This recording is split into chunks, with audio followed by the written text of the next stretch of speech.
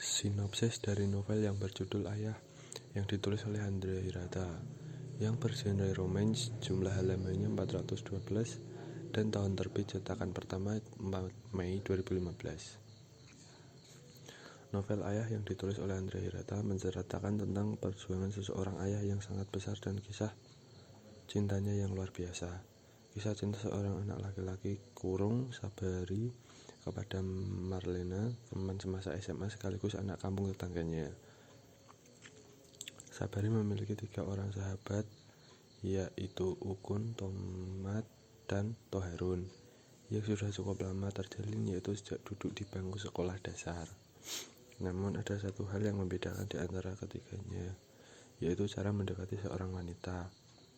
Dikisahkan bahwa Sabari adalah sosok pria yang sangat dingin dan susah jatuh cinta terhadap wanita, berbeda dengan sahabat-sahabatnya yang loyal serta mulai jatuh cinta. Singkat cerita, Sabari jatuh hati pada gadis bernama Marlena. Namun naas, rasa cinta Sabari pada Marlena hanya bertepuk sebelah tangan karena nyatanya Marlena tidak menyukai Sabari, lantaran ia sama sekali bukan tipe laki-laki idaman Marlena. Dengan segala kegigihan dan kerja keras yang diinginkan, setiap hari ia terus berusaha untuk mendekati Marlena. Namun, ternyata usahanya sia-sia lantaran Marlena yang selalu gonta-ganti pasangan hingga ia terjerumus pergaulan bebas dan menyebabkan terjadinya pertengkaran antara Marlena dengan ayahnya.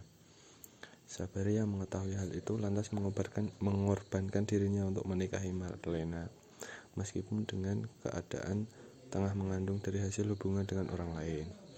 Sabari dengan segala rasa cinta terhadap tetap menikahi Marlena dan tidak lama lahirkan Zoru atau Ameru, dan sejak saat itu pula Marlena sering tidak pulang ke rumah dan dia pun menceraikan Sabari. Sabari yang mengetahui hal itu pasrah dan rela asalkan Zoro selalu bersamanya. Lantaran ia sangat menyayangi Zoro, setelah bercerai dengan Sabari, Marlena menikah dengan laki-laki secara berturut-turut dan sudah beberapa kali dipindah dari satu kota ke kota yang lain. Tak lupa selama itu Zoro selalu bersamanya. Namun, naasnya, lagi nasib yang dikehendaki Sabari hanya angan-angan. Dan belaka, di saat itu usia Zoro sekitar 3 tahun. Marlena datang bersama dengan seorang laki-laki untuk mengambil Zoro secara paksa. Setelah kejadian itu, Sabari menjadi kehilangan segalanya, mulai dari istri, anak, semangat hidupnya, bahkan kesadarannya. Karena terlalu putus asa, Sabari akhirnya menuliskan pesan di kaki penyu dan menuliskan di layang-layang, kemudian diterbangkannya berharap ada orang yang membaca pesannya dan mengembalikan Zoro kepadanya. Melihat Sabari yang seperti itu, dua sahabatnya yakni Ukun dan Tamat rela pergi mencari Zoro dan Marlena ke Sumatera dengan modal tekad dan surat-surat yang pernah Marlena kirimkan ke Zuraida sahabatnya. Setelah lama berkelana di Pulau Sumatera, akhirnya Ukun dan Tamat berhasil menemukan Zoro dan Marlena, kemudian membawanya pulang ke Belitung. Sabari sangat senang karena hampir 8 tahun tidak bertemu dengan anaknya, yaitu Zoro. Akhirnya, cerita pada tahun 2013 Sabari meninggal dunia. Makamnya sering dilihat orang karena di pusarannya terdapat puisi, "Biarkan aku mati dalam keharuman cintamu." Pada tahun 2014, sebelum meninggal, Marlena berpesan kepada Zoro kalau dia ingin dimakamkan di dekat makam Sabari dan menuliskan sesuatu, yaitu Purnama ke-12. Biografi Andrea Hirata Saman Said Harun lahir di Pulau Belitung pada tanggal 24 Oktober 1982 dan ia beragama Islam. Semasa kecil, Andrea Hirata mengubah nama Andrea yaitu Akil Barak Baharudin Saman Said Harun hingga 7 kali, hingga akhirnya ia diberi nama Andrea Hirata dengan nama lengkap Andrea Hirata Saman Said Harun. Hingga sekarang ia dikenal sebagai seorang penulis novel yang karyanya diangkat ke layar teater musikal, salah satunya yang paling terkenal yaitu Laskar Pelangi. Andrea Hirata merupakan seorang lulusan S1 Ekonomi Universitas Indonesia. Setelah menyelesaikan studi S1 di Universitas Indonesia, ia mendapat beasiswa Uni Eropa untuk studi Master of Science di Universitas de Paris, Sorbonne Prancis, dan Salford Hallam University United Kingdom.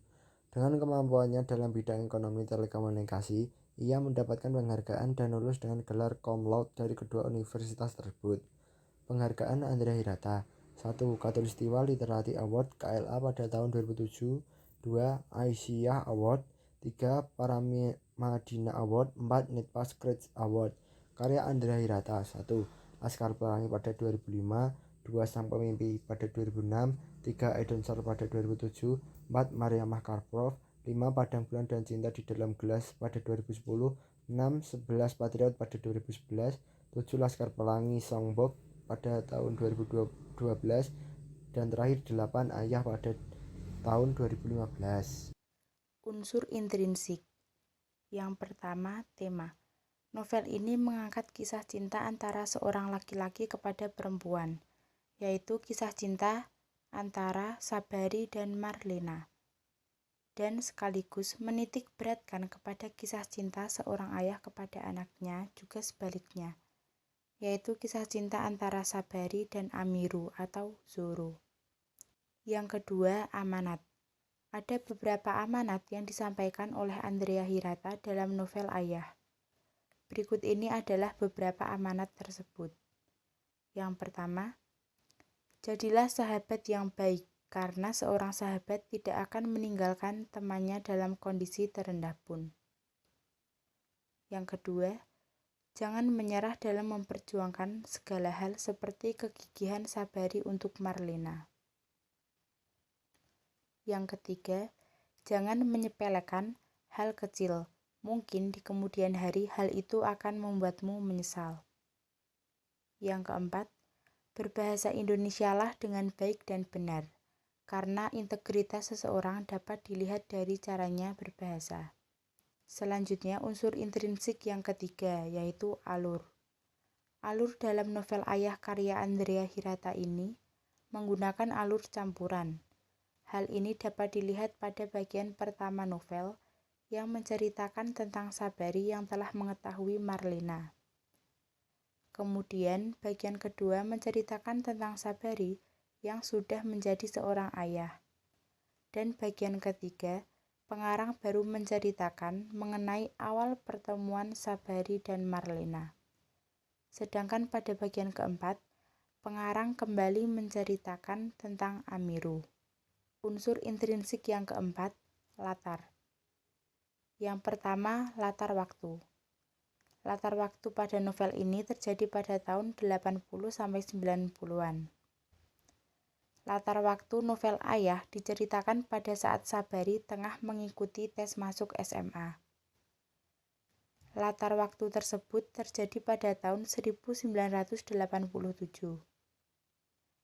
Dalam kutipan berikut, sahabat Sabari akan membawa Marlena dan Zoro pulang pada 7 September 1997.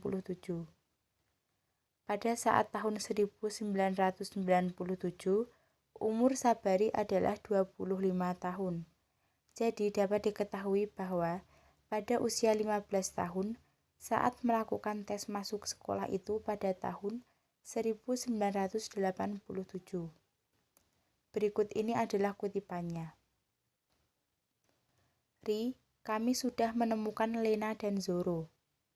Kami akan membawa Zoro pulang naik kapal kayu dari pelabuhan Dobo dan akan merapat di Tanjung Pandan sore 7 September 1997. Demikian supaya maklum. Yang kedua, latar tempat. Latar tempat dalam novel Ayah karya Andrea Hirata berlatar di Belitung. Hal ini dapat dilihat saat seorang sahabat bertanya kepada Amiru, anak dari Sabari, tentang yang akan dilakukan Amiru di Belitung, tepatnya di desa Belantik. Berikut ini adalah kutipannya. Apa yang kamu lakukan di Belitung, Niru? Tanyaku. Aku mau membuka kios reparasi elektronik seperti kios Bank Syarif Miskin, katanya sambil tersenyum. Yang ketiga, latar suasana. Berdasarkan kutipan berikut ini, menjelaskan bahwa di Belitung, khususnya di Belantik, suasananya begitu sunyi. Malam senyap, tak ada suara kecuali bunyi khalifah-khalifah angin berhembus dari selatan. Menampar-nampar atap rumbia, menyelisik daun delima, menjatuhkan buah kenari, menepis permukaan danau merantik, menyapu padang, lalu terlontar jauh-jauh ke utara. Sesekali burung-burung pipit yang tidur di gulma terbangun, bercuit-cuit merebut tempat tidur, lalu senyap lagi. Selanjutnya, unsur intrinsik yang kelima, penokohan. Tokoh pertama, Sabari. Sabari memiliki watak penyabar, penyayang, dan baik kepada semua orang. Berikut ini adalah kutipannya. Konon, hari paling penting dalam hidup manusia adalah hari saat manusia itu tahu untuk apa dia dilahirkan. Sekarang Sabari tahu bahwa dia dilahirkan untuk menjadi seorang ayah. Seorang ayah bagi Zoro. Dalam kutipan tersebut, meskipun Sabari bukanlah ayah kandung dari Zoro, namun diceritakan betapa Sabari sangat mencintai anaknya itu, sehingga ia berusaha melakukan apapun demi kebahagiaan anaknya. Tokoh yang kedua, Marlena. Marlena memiliki watak yang sombong, judes, angkuh, keras kepala, dan susah diatur. Seperti kutipan berikut ini. Siapa yang menyuruhmu mengambilnya? Siapa? Aku bisa mengambilnya sendiri. Berdasarkan kutipan tersebut, perlakuan judes Marlena terhadap Sabari, tetapi Sabari tetap bersabar menghadapi Marlena yang memiliki karakter seperti itu. Tokoh yang ketiga, Amiro atau Zoro. Amiro memiliki watak penyayang, mudah menyesuaikan diri, penyabar, peduli, dan rajin. Berikut ini kutipannya. Kerap Zoro memandangi kemeja itu. Kemeja siapakah itu? Ketika dipisahkan dari ayahnya, usianya belum 3 tahun. Syaraf-syaraf ingatannya belum terjarit dengan baik. Yang menempel samar di benaknya hanya baju kemeja itu berhubungan dengan seorang yang dipanggil ayah. Selalu tersenyum kepadanya, selalu bercerita menjelang dia tidur, selalu memeluknya, tetapi kian hari bayangan itu kian pudar. Berdasarkan kutipan tersebut, yang menggambarkan bahwa Zoro sebagai seorang anak yang menyayangi ayahnya dan mengingat kebersamaan dengan ayahnya. Tokoh yang keempat, Marconi. Marconi memiliki sifat keras kepala, tegas, dan pantang menyerah, seperti kutipan berikut ini. Harus menyongkong keluarga, Marconi tak bisa dan tak boleh menyerah. Dibukanya warung sembako, gulung tikar. Warung makan, habis modal. Bengkel motor, lebih banyak pengeluaran ketimbang pendapatan.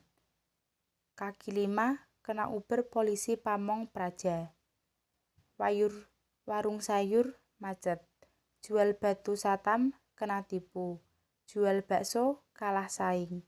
Jual minyak tanah, kena kurung polisi. Jual kupon jadi buntut, takut sama api neraka. Usaha rental alat musiknya berakhir secara mengerikan. Berdasarkan kutipan tersebut, dapat dilihat bahwa Marconi merupakan seorang yang pantang menyerah. Lantaran, ia selalu berusaha dengan mencoba berbagai macam usaha demi keluarganya. Tokoh yang kelima, Ukun dan Tamat. Ukun dan Tamat memiliki sifat baik, setia kawan, dan saling menolong. Seperti pada kutipan berikut. Kutipan pertama. Tolong jangan gila dulu. Biarlah kami mencari Lena dan Zoro dulu. Kalau kami gagal, silahkan nanti kalau kau mau menjadi gila. Tak ada keberatan dariku dan Tamat sebagai kawan-kawanmu. Untuk sementara ini, tahan dulu. Berdasarkan kutipan tersebut, menggambarkan Ukun sebagai seorang sahabat yang peduli dengan Sabari sejak awal hingga akhir cerita. Kutipan yang kedua. Sudah saatnya kita berbuat sesuatu yang spektakuler untuk Sabari, kata Tamat kepada Ukun.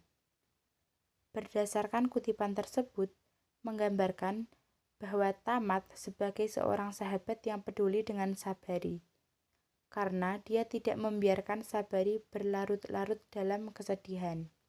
Tokoh yang keenam, Toharun. Toharun memiliki watak pekerja keras dan peduli dengan sesama. Seperti kutipan berikut ini. Sabari berkunjung ke rumah Toharun dan terkagum-kagum melihat berbagai piagam penghargaan dan piala yang pernah diraih Raskal 4 itu. Dia bahkan pernah ikut PON mewakili Provinsi Sumatera Selatan untuk cabang jalan cepat. Rupanya, Toharun telah menelaah bentuk-bentuk latihan keras yang dilakukan di Namut. Jangan cemas, aku akan melatihmu, Boy. Kau akan kubuat tangguh macam pelari dari Kenya. Berdasarkan kutipan tersebut, dapat diketahui bahwa Toharun merupakan seorang yang bekerja keras, yaitu terbukti dengan dia bisa meraih berbagai piagam penghargaan dan pernah ikut PON mewakili Provinsi Sumatera Selatan. Selain itu, Toharun juga merupakan sosok yang peduli akan sesama. Terbukti dari dirinya yang bersedia untuk membantu Sabari berlatih untuk suatu kejuaraan. Tokoh yang ketujuh, John Pijarelli. John Pijarelli memiliki watak yang baik dan ramah, seperti pada kutipan berikut. Bang John, seru siapa saja di pinggir jalan kalau John melewati jalan Muhammad Yamin dengan sepeda motornya yang gagah. Dia adalah selebritas lokal. John melambai sambil tersenyum lebar. Kutipan kedua. Saat seseorang berpakaian orang kantoran mendatangi John dan menyerahkan sepucuk surat. Karena pembawaan yang selalu positif, John tersenyum lebar menerima surat itu. Pikirnya dan itu sudah sering terjadi. Surat itu adalah undangan alias job tampil. Berdasarkan kutipan tersebut, dapat dilihat bahwa John merupakan seorang yang ramah dan murah senyum, serta ia merupakan seorang yang memiliki aura serta selalu berpikir positif. Unsur intrinsik yang keenam adalah sudut pandang. Sudut pandang yang digunakan dalam novel Ayah merupakan sudut pandang orang ketiga, dia serba tahu. Artinya, pengarang sebagai mengetahui segalanya tentang tokoh, peristiwa, dan tindakan dalam lingkup waktu dan tempat cerita. Contohnya seperti kutipan berikut. Sabari bersandar di balik peti es. Dia tahu apa yang terjadi di dermaga yang tak jauh dari pasar ikan. Dia terharu membayangkan Ukun dan Tamat telah naik ke kapal untuk menjemput Lena dan Zoro. Unsur ekstrinsik. Latar belakang sosial kehidupan pengarang.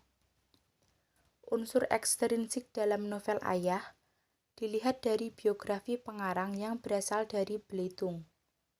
Dan novel ini berlatar di Belitung yang merupakan tempat kelahiran Andrea Hirata, sang penulis. Salah satu novel yang ia tulis dengan latar kehidupan masyarakat Belitung adalah novel Ayah. Di Belitung, Andrea Hirata lahir di desa miskin yang kehidupan di dalamnya serba pas-pasan. Secara langsung, hal tersebut sangat mempengaruhi Andrea Hirata sejak kecil. Kepribadiannya yang terbentuk dari lingkungan yang memprihatinkan, sedih, serta penuh dengan rintangan. Sehingga hal ini sangat mempengaruhi Andrea Hirata dalam menciptakan karya-karyanya termasuk novel Ayah. Gaya bahasa, maja simil. 1. Dia yang tak tahu apa-apa itu bak ekor badai, terbanting-banting akibat kemelut rumah tangga. 2. John dan keluarganya selalu berpindah-pindah, bergantung banyaknya job. Ekonominya naik turun bak gelombang sinus. 3. Napasnya tertahan melihat pipi dan kening berair-air. Hidung mungil dan mulut lembut bak kelopak mawar. 4. Bayi itu bak sebongkah cahaya. 5. Dia sendiri tak peduli akan hasil ujiannya karena pikirannya terfokus kepada perempuan bermata indah seperti purnama ke-12 itu. Majas metafora. 1. Namun dilihatnya Marlena melotot ke arahnya. Matanya besar macam buah mentega. Mulutnya siap menyemburkan api. Majas hiperbola. 1. Setiap hari Saban dicekik kerinduan sekaligus kecemasan akan keadaan anaknya. 2. Dadanya berdentam-dentam seirama dentum knalpot motor besar itu. 3. Kabari berpegangan kuat-kuat pada tiang untuk meredakan tubuhnya yang berguncang macam dilanda angin ribut. Peribahasa. Sabari yang mengalami situasi sudah jatuh tertimpa tangga, selalu menginjak paku dan pakunya karatan mengandung bahaya tetanus. Ungkapan. Rencana yang manis berlinang madu. Itulah ilmu tertinggi seni menyenangkan hal-hal kecil, itulah sabuk hitamnya. Suruh antar sibuk macam madu angin. Sayang 1000 sayang, tak sedikit pun Lena mengacaunya. Nilai-nilai dalam novel Ayah. 1. Nilai moral. Wujud nilai moral dalam novel Ayah karya Andrea Hirata merupakan hubungan tokoh dengan manusia di lingkungannya. Di antaranya yaitu sikap tolong-menolong, persahabatan, penyayang, pantang menyerah, berbudi pekerti baik, dan pemberi nasihat. Sikap-sikap ini dapat dilihat dari kutipan berikut. Tanpa diminta, bahkan guru belum selesai mencatat dan bukan giliran piketnya melihat papan tulis penuh, Sabari serta-merta bangkit untuk menghapusnya. Menyesal aku gara-gara harus bertengkar dengan kalian gara-gara Lena, gara-gara huruf S dan R. Maafkan aku, boy. Keempat sahabat itu bersalaman dengan takzim. Sabari terharu. Adakah yang ingin kau sampaikan? Bu Norma menunjukkan mic di podium. Izmi mengeleng. Sebenarnya dia ingin sekali mengatakan pada setiap orang bahwa Sabari adalah pahlawannya, inspirasi terbesarnya. Ditunggunya dengan sabar sampai waktu mau habis. Jika menyerahkan jawaban secara mendadak, peserta lain bisa terintimidasi, lalu grogi, pecah konsentrasi, lalu berantakan betapa tampan budi pekerti anak itu. Akan tetapi, Sabari tak pantang semangat sebab dia selalu berpegang teguh pada pesan ayahnya bahwa Tuhan selalu menghitung dan suatu ketika Tuhan akan berhenti menghitung. 2. Nilai pendidikan. Nilai pendidikan dalam novel karya Andrea Hirata ini berkaitan dengan segala sesuatu yang dijadikan dasar untuk menciptakan karakter seorang. Novel ini memberikan nilai pendidikan, yaitu mau mengakui kesalahan dan meminta maaf serta bersikap jujur yang berguna agar seorang dapat dipercaya dalam perkataan, tindakan maupun pekerjaannya. Nilai ini terdapat dalam kutipan berikut. Bu guru, aku terlalu meremehkanmu. Izmi, maafkan aku, boy. Izmi tersenyum. Nilai sosial. Nilai sosial dalam novel Ayah salah satunya adalah dengan adanya rasa peduli sosial dari sosok Sabari, yaitu sikap dan tindakan yang selalu ingin memberi bantuan pada orang lain dan masyarakat yang dibutuhkan. Sikap tokoh Sabari yang tidak mau segera keluar karena khawatir mengganggu konsentrasi teman-temannya atau perstatus lain yang belum menjawab soalnya. Berikut adalah kutipannya. Dalam waktu singkat, Sabari telah menjawab semua soal, tetapi dia tak ingin mengecewakan pihak-pihak yang telah memberinya nama Sabari, yaitu ayahnya dan diaminkan neneknya. Ditunggunya dengan sabar sampai waktu mau habis. Jika menyerahkan jawaban secara mendadak, peserta lain bisa terintimidasi, lalu grogi, pecah konsentrasi, lalu berantakan. Nilai religius. Nilai religius adalah hubungan antara manusia dan Tuhan. Wujud nilai ini adalah sikap Tawakal yaitu membebaskan hati dari segala ketergantungan kepada selain Allah dan menyerahkan keputusannya kepada Allah serta segala usaha dilakukan manusia. Berikut kutipan mengenai sifat tawakal tokoh pada novel Ayah, karya Andrea Hirata. Dipanjatkan doa agar nilai rata-ratanya paling tidak 6,5. Itu batas minimum kelulusan. Lagi pula, ayahnya sering mengatakan bahwa Tuhan selalu menghitung, dan suatu ketika Tuhan akan berhenti menghitung. Pandangan pengarang terhadap kehidupan dalam novel. Kutipan 1. Ada di kantin, Sabari pasti berada dekat rumpun-rumpun berluntas di muka perpustakaan, berpura-pura melihat-lihat sarang burung perenjak. Padahal matanya mencuri pandang. Jika Lena ada di tempat parkir sepeda, Sabari gelisah menunggunya, melewati gerbang. Kalau Lena main pingpong, Sabari rajin sekali menyapu ruang olahraga, meski bukan giliran piketnya. Kalau Lena main kasti, tak tahu siapa yang menyuruhnya. Sabari sigap sekali latihan baris berbaris di lapangan sekolah sendirian. Analisis isi. Dalam kutipan tersebut, penulis menjelaskan bahwa seorang tidak boleh menyerah dalam memperjuangkan cinta. Tidak hanya cinta, namun segala hal yang baik patut diperjuangkan. Seperti tokoh Sabari yang tidak menyerah walaupun ditolak berkali-kali. Dia tetap berjuang dan rela melakukan apapun demi cintanya kepada Marlena. Kutipan 2. Rupanya cinta meski sebelah mata maupun buta selalu saja berbuah kebaikan. Nilai rapor semester 1 Sabari jauh lebih baik daripada nilai sahabatnya yaitu Ukun dan Tamat, apalagi Taharum. Mungkin karena Taharum hanya tertarik pada pelajaran pendidikan jasmani dan seni suara. Analisis isi. Dalam kutipan tersebut, Andrea Hirata menjelaskan mengenai sisi positif dalam cinta. Cinta yang membuat Sabari begitu semangat menuntut ilmu hingga nilainya yang meningkat hasil dari kegigihan dalam belajar semenjak jatuh cinta. Pandangan pengarang mengenai kasih sayang seorang ayah. Kutipan 3. Dua pohon yang menyendiri, dua pohon yang mengalir sepi berdiri tegak. Muda dan tumbuh, mereka ingin mengatakan sesuatu, namun mereka tetap diam. Wahai awan, kalau bersedih jangan menangis. Janganlah turunkan hujan karena aku mau pulang untukmu awan. Analisis isi. Berdasarkan kutipan puisi dari novel Ayah, Andrea Hirata ingin menunjukkan kasih sayang Sabari sebagai sosok ayah untuk Amiru.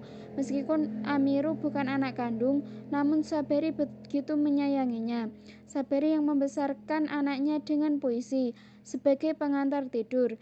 Dia selalu berpuisi untuk kasih sayang yang ditunjukkan anaknya. Sabari dengan setiap malam berpuisi dan salah satu puisi istimewanya yaitu kisah Tetap Sabari untuk mengantar tidur Amiru, yakni kisah keluarga langit dan nyanyi puisi merayu awan.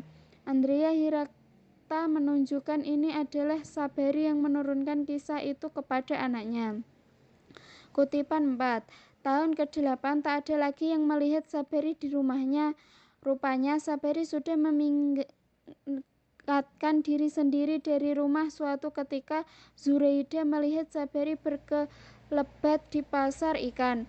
Langsung jalannya dipotong Zurai.